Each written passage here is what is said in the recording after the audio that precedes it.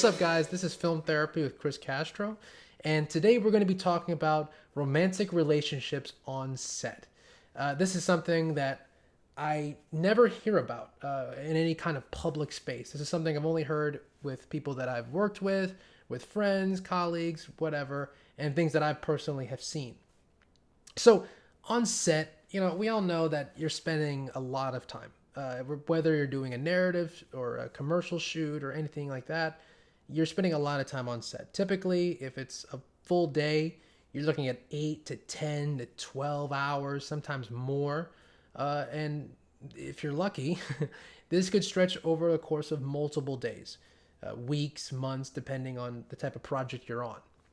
And of course, now when on these sets, you meet a lot of people and you guys are kind of all in the same space for a very long time. There's not a lot to talk about, right? You have very clear objectives and you're in the same corridors, seeing the same people over and over and over again.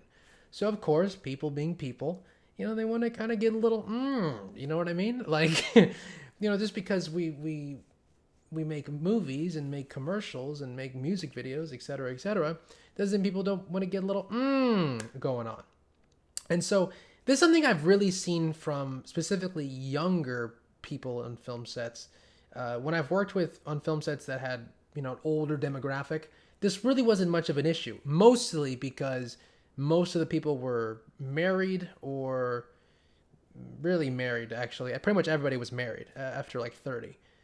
But I would say for the under 30, mostly under 30 crowd, it's something that is very common, right? There'll be someone going around set and people just kind of start fooling around. And for the most part, it's not that big of a deal. It depends on what their roles are, who's involved in all this.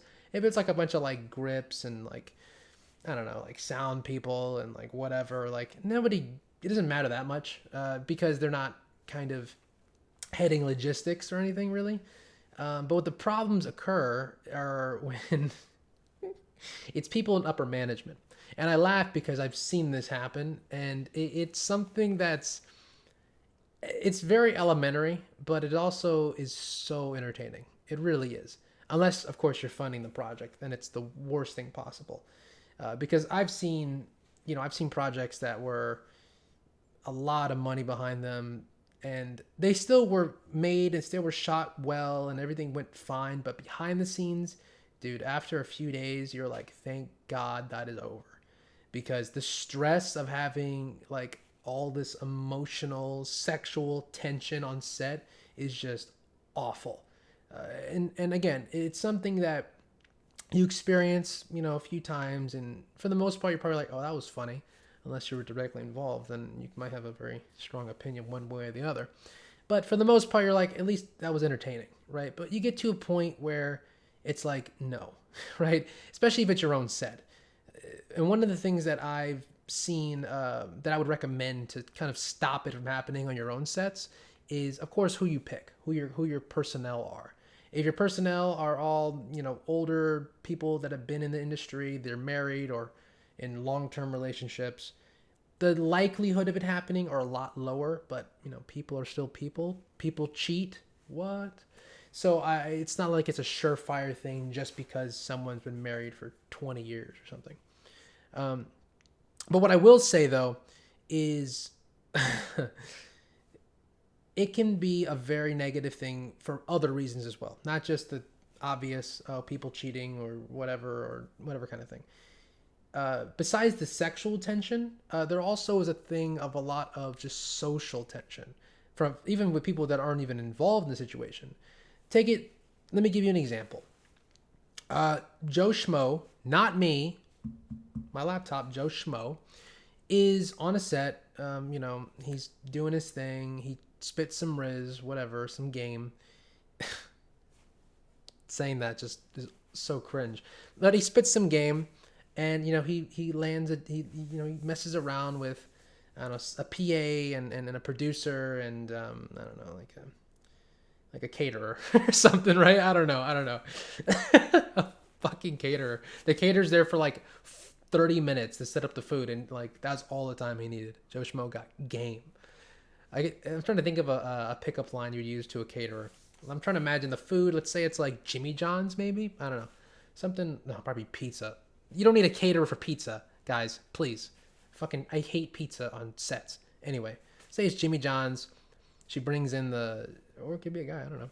They bring in the Jimmy John's, lay it out on the craft table for craft services, and he comes up, Joe Schmo, and is like, yeah, wow, you brought all these sandwiches in. And she's like, yeah, I did. I just, I'm going to bring them in and leave.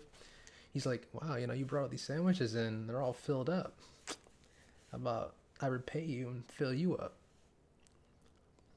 And then once he gets, like fired and banned from set and gets a Title IX or something, then, he'll stop doing that. But on a serious note, let's say Joe Schmo, that was a long bit. I apologize. Let's say Joe Schmo goes and he has sex with multiple people or makes out or whatever.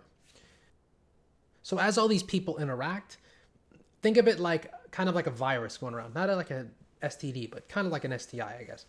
Think of it going around, right? One person talks to one or two people, those two people talk to two or three people, and then now the whole set has this virus going around that is talking about, oh, you heard, they're fucking, and he's messing around with her, and she's been sleeping with him and her. She's been sleeping with him and her. It's a very bad thing to have on set.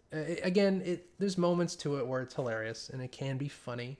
But in a serious note, it is something that is not good, and is not meant to be on a actual set, on a productive set. And it's a very childish thing. It's a very childish thing, and I implore anyone that goes on a set, anyone that works on a set, to not do that, to completely avoid having any kind of romantic relationships with people on set. Yes, I get it. You're in the same area for 10, 12 hours for multiple days.